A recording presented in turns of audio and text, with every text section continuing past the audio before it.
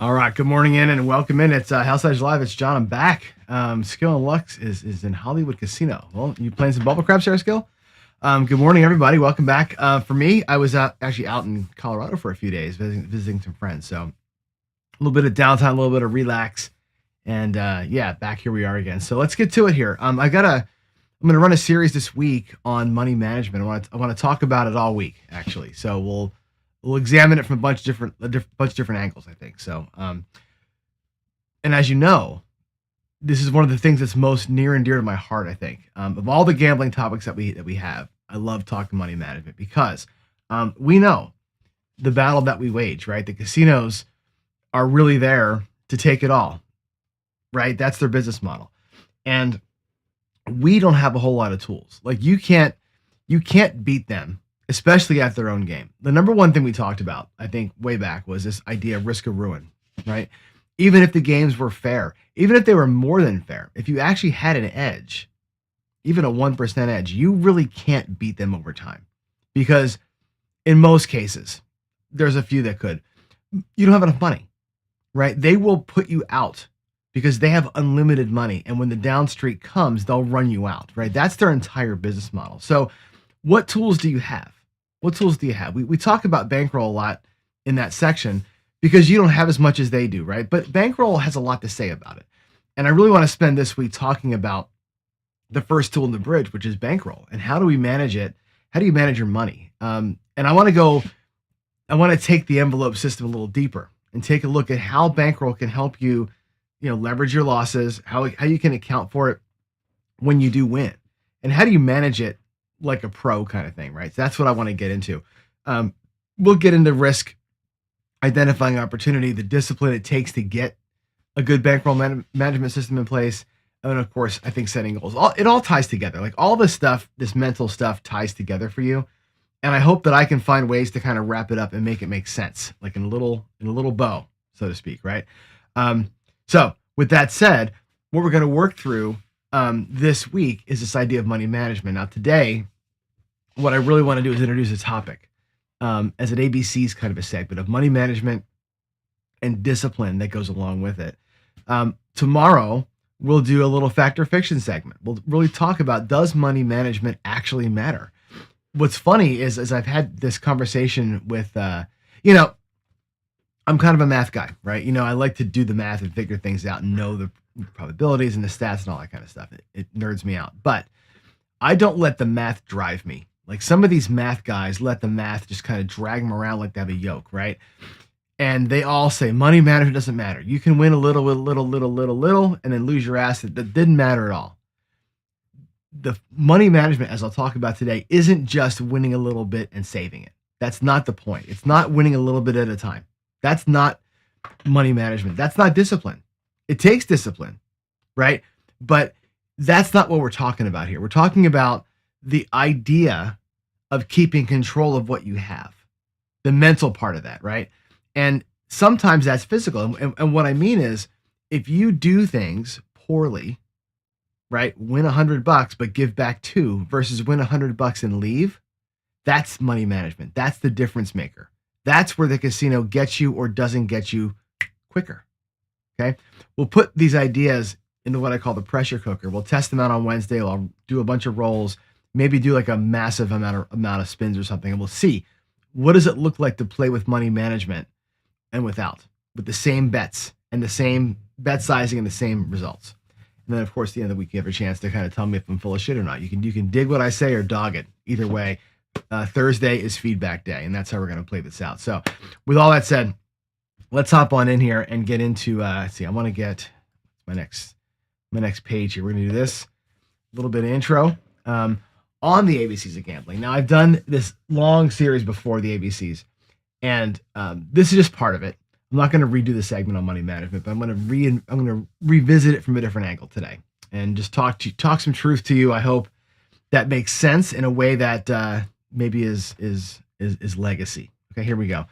Let's hop in. The ABCs of gambling, money management. And I will say this.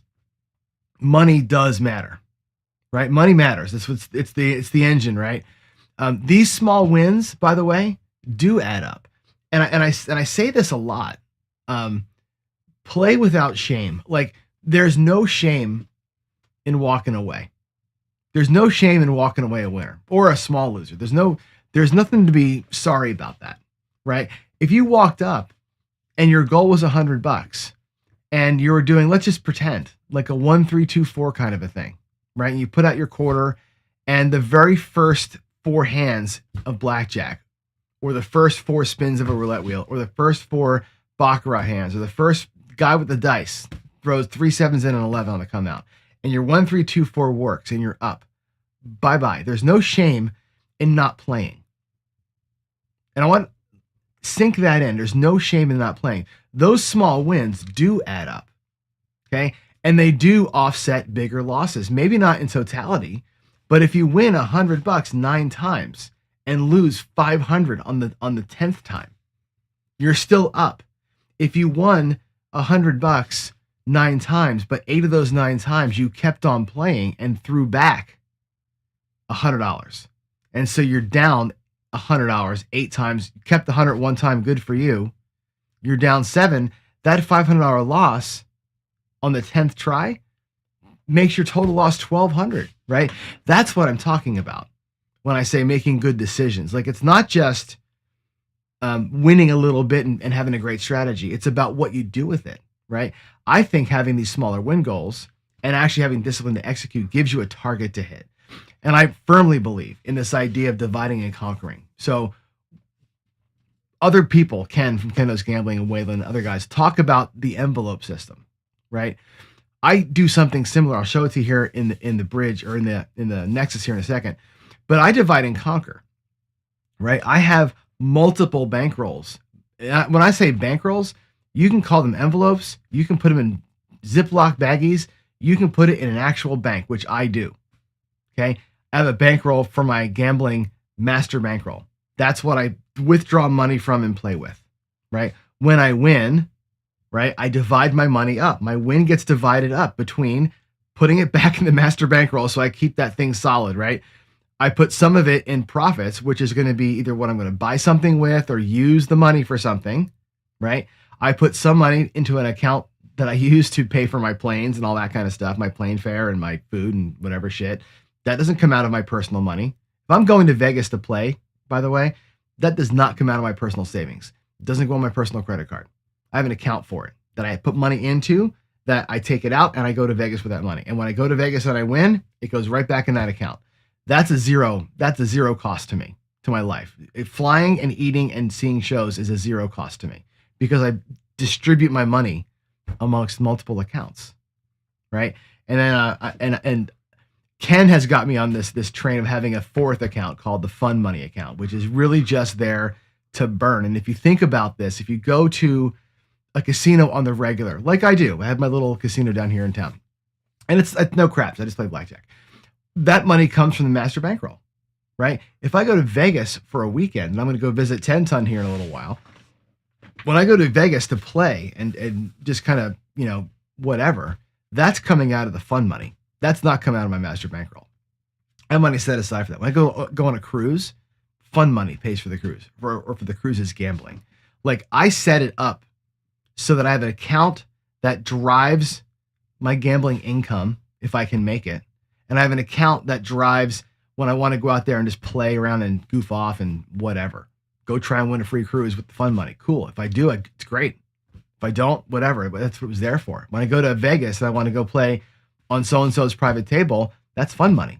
That's not only does that money not connect to my life, it doesn't even connect to my gambling life. It's a whole separate account, right? When you do things like this and you're mindful of it and you track it, and I mean track it like a dog, you're a difference maker. And that, I think, is one of the key critical things. Let me show it to you. And I'll give you kind of an example here. And again, this is just kind of a quick glance at it. This is the CQ Nexus app, by the way, that I'm building.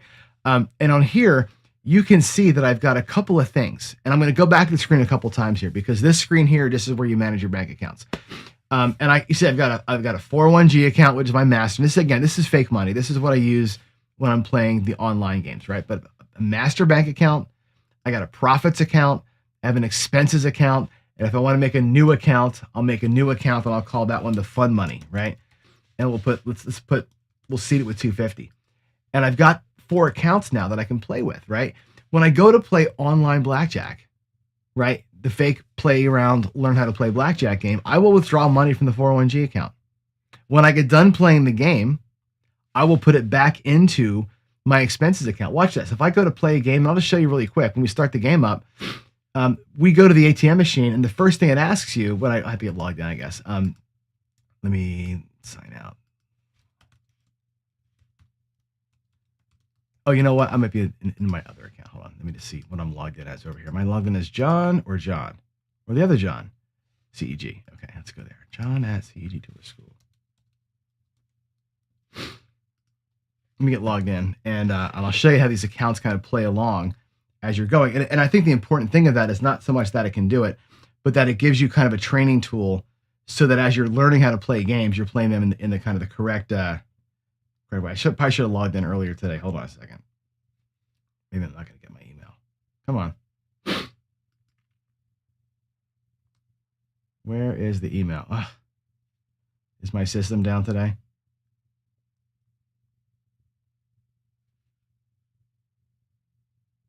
I'll have to give it a minute. We'll come back to the game in a minute. Once there it goes. 5659. Let me get logged in here. 5659. Okay. There we go. Okay. So when I'm playing games, look what the game does. Where do you want to withdraw money from? I'm going to withdraw from my 401g account, $1,000. And then I can play the game. And when I'm done playing my game, I come back and I can deposit money back, and I can put some here and some here. I can kind of move it around as I want to, right? This is what I do in my real life. If I had come back, and I know I didn't play a game, but if I had $2,000, I would put $1,000 into my 401g, make it look right. I'd probably put $500 into profits, $300 or $250 into expenses, and put some in the fund money. Divide it out, just like Ken does the envelopes. This system has an envelope system built in so you can manage your accounts. That, I think, let me go back over to here again. That, I think, is a powerful tool. Can I get back to the rescue? There we go. That's a powerful tool to be able to find a way to take your wins and move them around. It's money management. It's not the secret to gambling. It's not the secret to winning. It's the secret to knowing. And I think knowing is a game that most people don't really play. They don't know where their money actually lands and where it went when they lost. So I think, yeah, the small wins matter. They offset the bigger losses. They give you a target. But if you don't divide and conquer your money using envelopes or actual bank accounts, you're going to have a problem. Okay. Now let's look at the next thing I want to talk about with this, which is the mode that you can be in. Okay. And I think gamblers are going to find themselves in one of 2 modes. The first mode is this guy, the bankroll builder.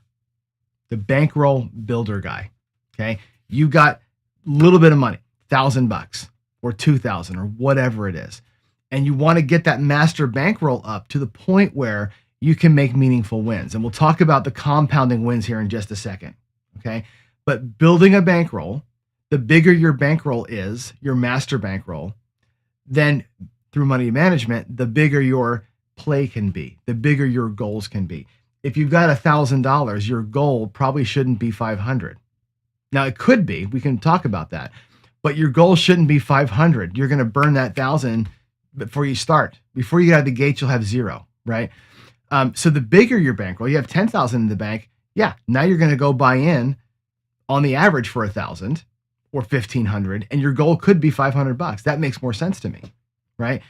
When you're building bankroll, the process is you play from your master account. You withdraw from master, you win, you put it back in master.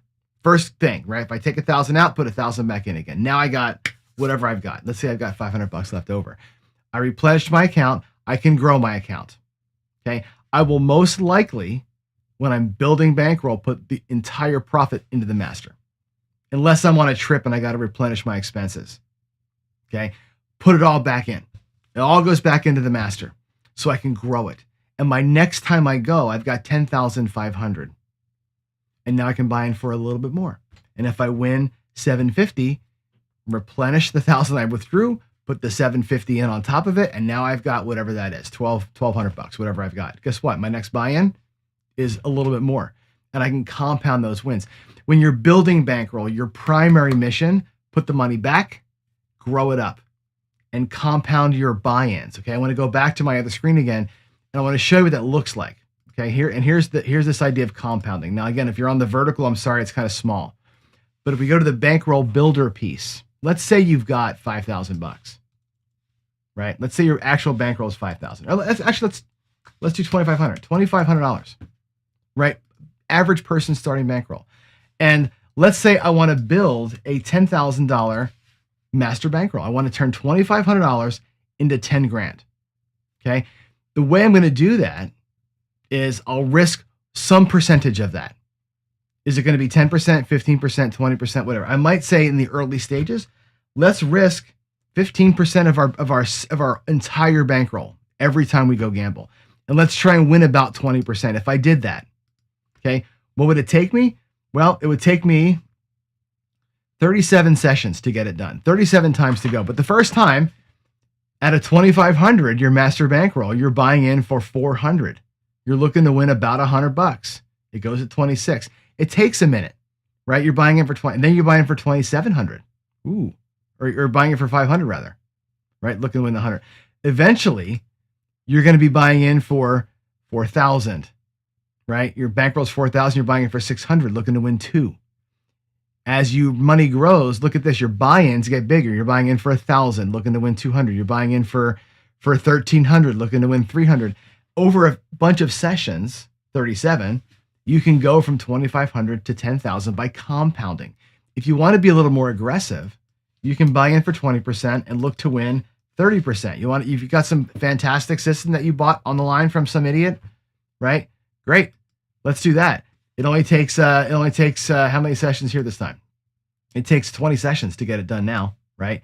And again, you're looking to win more each time because your master bankroll grows each time. That's compounding.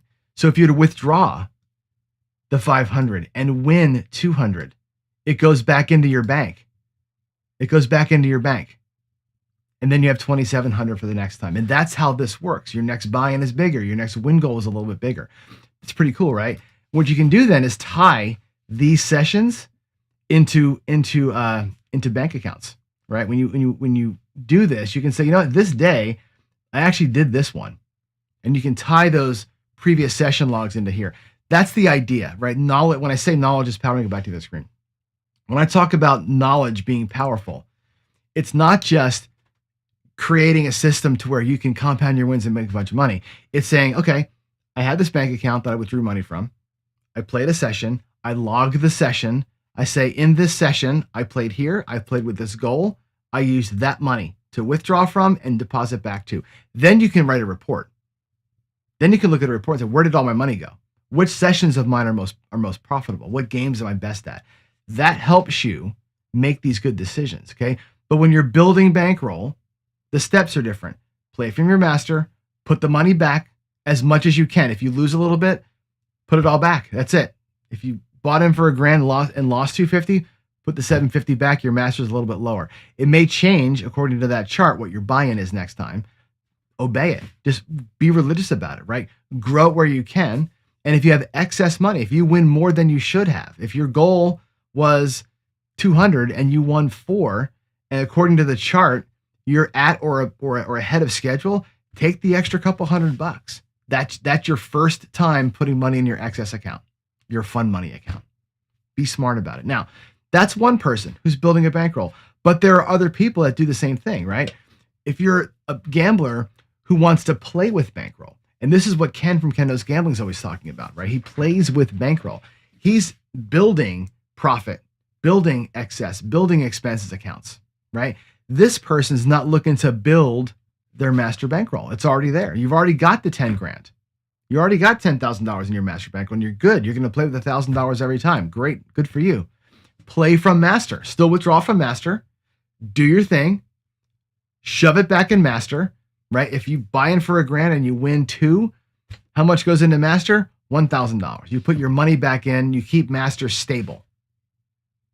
This person's keeping master stable. They're not trying to grow their bankroll. They're trying to keep their bankroll where it was. It is the tool that gets them profit. Once they put the money back, whatever's left over, any excess money, spread it out. That goes into expenses. That goes into profits. It goes into your fund money. That's me. I'm at this stage. I've already built my bankroll. So when I go, I play from my bankroll. And I'm trying to build up my expense account. I'm trying to build up my fund money account so I can fly in better seats and I can do more cruises and I can play at bigger levels and I'm having more and more fun with the money I've got. Okay. If you're, again, building bankroll, I got to go back a screen here. If you're building bankroll, you're in a different spot. Well, where it is. There it is. Bankroll building. Most of your money goes into that master to build the master up. Once the master's where you want it, now we're playing with bankroll. Okay. And how do we get there? It's all about discipline.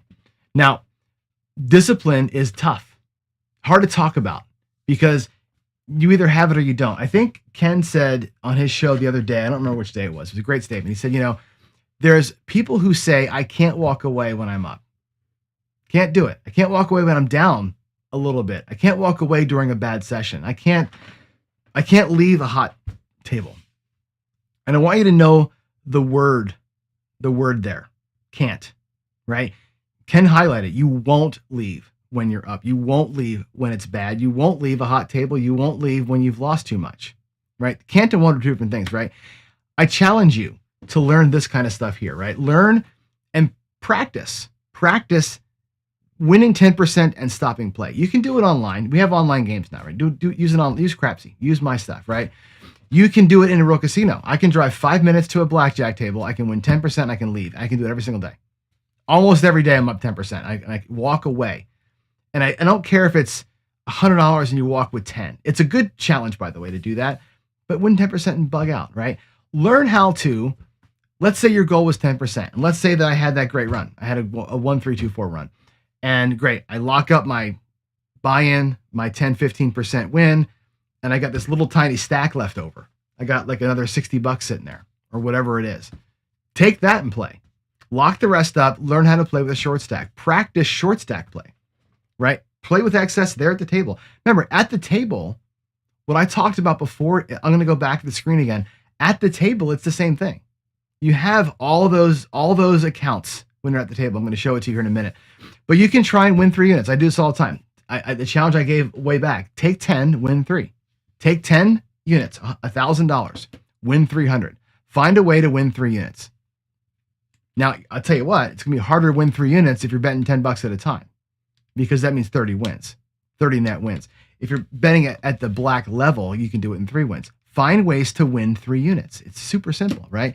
Another challenge, go to the casino, win some money, right? Hopefully enough to replenish from your master and go buy something, right? If your master's $1,000, take 100, go to the casino, win $25, put your $100 back in, take $25 and go buy a shirt on the way home. Go buy a pair of shoes, whatever. Buy something with the money. Turn it into something real, right? That way you're not apt to throw it back into the bank and make it more money for the casino. You follow me? These little things start tricking your brain into understanding how you can walk a little bit ahead. And that's kind of the idea, right? That's the idea is to be disciplined. Now, I'm going to go back a screen. I'm going to go back actually a couple screens. I want to go back to where I very first started talking about the 4 accounts, the master bankroll, the profit, the expenses, and the fund. Okay. I want you to imagine, let me actually go to my table. I'm going to go down to the table view here. Sorry for the keyboard being in the way, but let's imagine you're at a table. And let's say that you've got this. I'm going to get some money out here. We've got 1, 2, 3, 4. Let me getting more chips out here. Hold on. 400, $500. All right, let's say you've won. Let's say you bought it for 500. All right. And that's your master bankroll. That's your master bankroll from the other screen. Okay. As you're playing, right, your job is to replenish the 500. Let's say you lost $100 during play. Oh shit, that sucks, right? We got here with the quarter bet. Now, from that quarter bet, let's say you do pull off a move, right? You win 1, you add 1, you win 3. There's a 1-3. There's your 2. Now look, I'm building my bankroll back, right? We win our 2-unit bet. You stack it up and you win 4. Well, guess what? We're going to replenish our bankroll. Our bankroll is correct. We're going to put out of our net wins after we're replenished, we've got back our loss, built up our master bankroll. We're going to lock up, let's say $75 in profit. That's locked. All this here goes into a stack in front of me with the $75 right next to it. I put my original here, my 75 here, so I can see that I'm up. This is my mental alert. You're up that money. Now I've got this. And we talked about all the bank accounts, right? Your master, your profit account, your excess, and your spending or your fun money, right? Fun money might be here. I might take one more shot at a 1324, which takes 2 units. I might take this $25 as a tip or for food after I'm done. This might be what I go to the restaurant with and grab me a burger or whatever else. This is fun money. This is like literal expenses. This might gas up my car on the way home. I'm going to keep this, but it's not really profit. It's in a separate little stack. This is again, I need gas. Good. Go buy gas with it. Whatever. Here's my next crack. And I might break this down into reds, right? And take 10 or 5 shots rather. 2, 3, 4, 5 shots at a 1324. And use this excess money as a home run shot. Just take another crack at it. Maybe I can make another 15 units out of this, right? That would be pretty sweet. That's how you can take the macro and turn it into the micro. Let me go back to my other screen here. And what I mean by that, let me go back over here. There. You can take your session bankroll, what you bought in for, consider that your master. Separate your profits so you don't touch your master or your profits once you've recouped it. Put some aside for expenses. Maybe go buy some gas, get yourself a burger on the way home, and take some of that money aside and take a little home run with it. If you hit a home run with the $50, fantastic. If you don't, so freaking what? That's what it's there for. Now, if I'm building bankroll, this $50 goes into the profit and I actually increase my money, right? That goes a little higher. That's just a look at taking the idea of managing money and making it small at the table and large in your life. Okay. So that's my spiel on money management. Does it make you win more is the question. I'm going to go to the Q&As now. Does that make you win any more than anybody else? Okay. Probably not. Let me go. I think there's somebody out there in chat sort of making that point, which I think is a good point. So let me go. I got to go find the chats. Hold on a second. There we are. Okay. Yeah, Harry, I'm not full of shit. You're so funny. I should just ban your ass for being a dickhead. But look, this is what I was going to say tomorrow, right? The Fact or Fiction segment.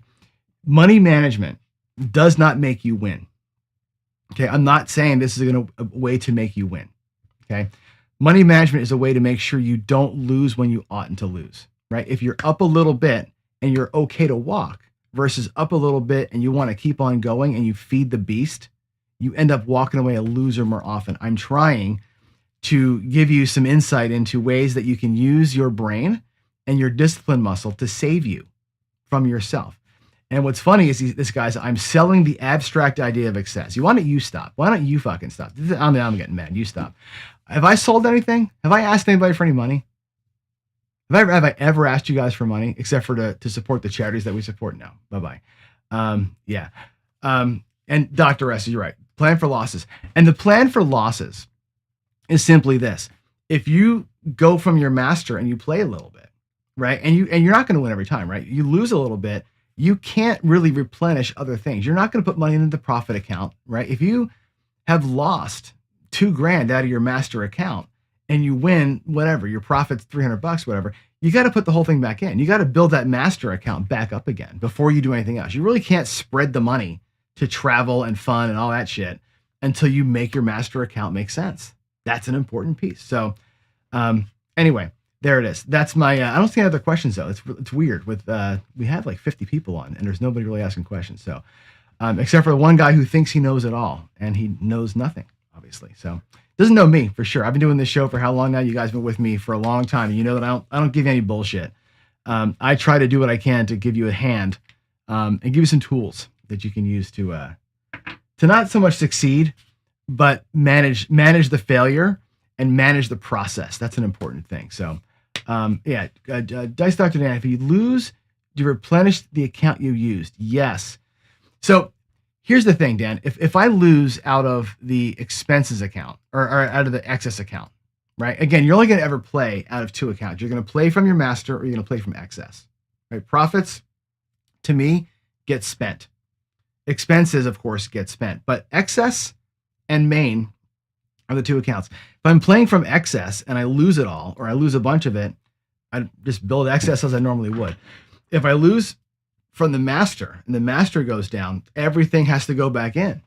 Everything's got to go back in so you can replenish it. Like that's your number one job is get master looking right. If you don't get master looking right, you can't really play anymore. That's the whole thing. You can't keep going and doing new profit plays without keeping master stable because that's your buy-in, right? When you buy in for some percentage of your master and your master goes down, if it was 10,000 and it goes to 7,500, well, guess what?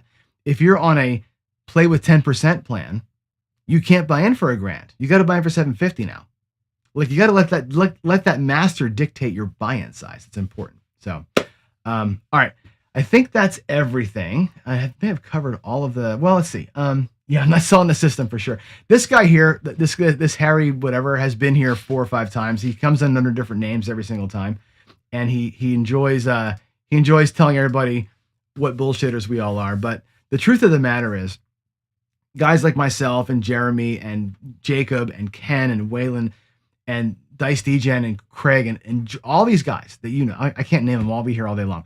All of our friends in this community, none of us are here selling you anything. We're all here to provide some wisdom, share some experience, and give a different way to look at the same thing. That's it. Look at the truth in a different way. If you do that, you have a fighting chance. That's all we're trying to do is give you guys a fighting chance. So there you are. All right. Let's see. Nick says, do you believe in craps getting out of hand as quick as, yeah, yes and no. To me, you approach craps a couple of ways, right? One is the grinding strategies, right? Things like the 1-3-2-4 line or a little drawdown or something that kind of targets you into money. It really comes down to what your goal is, right? And let me go to my table. I got about 10 minutes here. I'm going to go to my table. I'm going to show you something. This is just for you, Nick. Let me show you what I think. So I got to get all my crap out the way. Sorry about this. What's the goal is the question. And what unit size do you need to get the goal? That's kind of what it comes down to, right? If your goal is $100 and you're going to bet with fives or $10 at a time, you have a hard time. You got to beat them 10 more times than they beat you. If your goal is $100 and you're betting with green, right, then you got to win 4 times to get it. If your goal is $100 and you're playing with blacks, obviously you're going to win 1 unit and you're done. This bet size is relative to what your buy-in was. Okay. If your buy-in supports it and you have a stable target, I would bet relative to my target and get the hell out of there quick. That's why Ken and Waylon, a lot of times, we'll see them bet with blacks because they want to get the hell out. They don't want to be here all freaking day doing this. Now, in terms of approach, okay, couple of approaches to get, and again, if you want to say the key to craps is getting out of hand, the key to winning a ton of money in craps, let me qualify that statement. The key to winning a ton of money in craps, hitting a home run in craps, yes, get out of the hand and go for it. If that's your entire goal, and I'll put a little system out here for you, right? A little simple system. The 110 inside, okay? If you want to grab the 4 and 10 because you're bored, go for it. 130 across, okay? If you want to play something like this, now watch. If the 9 goes, right? 9 comes and it pays $35, make the 9 look like 10. Regress it. That's 1, okay? If the 5 comes and it looks like $35, right? It comes down and looks like 10. I've got $100 back out of the 110. Let's take these out of the way just because they get distracting. I got $100 back out of my 110. At this point, 2 hits in, I'm ready to fight the fight. If you want to be ready to fight the fight, set yourself up to fight the fight. If you happen to catch a 6 or an 8, same thing. Bring it down, make it look like $12. Now what have I done? I'm out of the hand, right? I've got my $110. I got a little bit of profit. If I take one of these greens actually as reds, I'll show you here. Take a green as reds. There's my 110. There's a tiny bit of profit. In 3 hits, I've got $43 in profit. I'm playing out here, and I'm golden, and I'm gone, right? You can hit the gas pedal. That is the way to play the right side of craps. However, if I'm playing and I have a goal to win $100 and walk the fuck out of here, watch this. If my goal was to win $100 and go away, and I'm going to bet 100 to win 100. Notice that the unit size is relative, right? If I'm betting pass line for 100 and I win the bet and I'm going to go home, that's no different than what I'm about to show you here, right? 110 inside. Again, we'll do a $35 win on the 5, and it's down. We'll do a $35 win on the 9, and it's down. And guess what? $100 in profit, right? I'm out of here with my goal. The move works. You get your money back, and that means actually the money. That's not quite goal, right? The third hit would be the goal. So $35 on the 8, right? We'll take the 8 down, make it look like 12 with 3 change, right? Now, where are we at? Let's get our 110, and 3 hits in. There's 75. There's $105.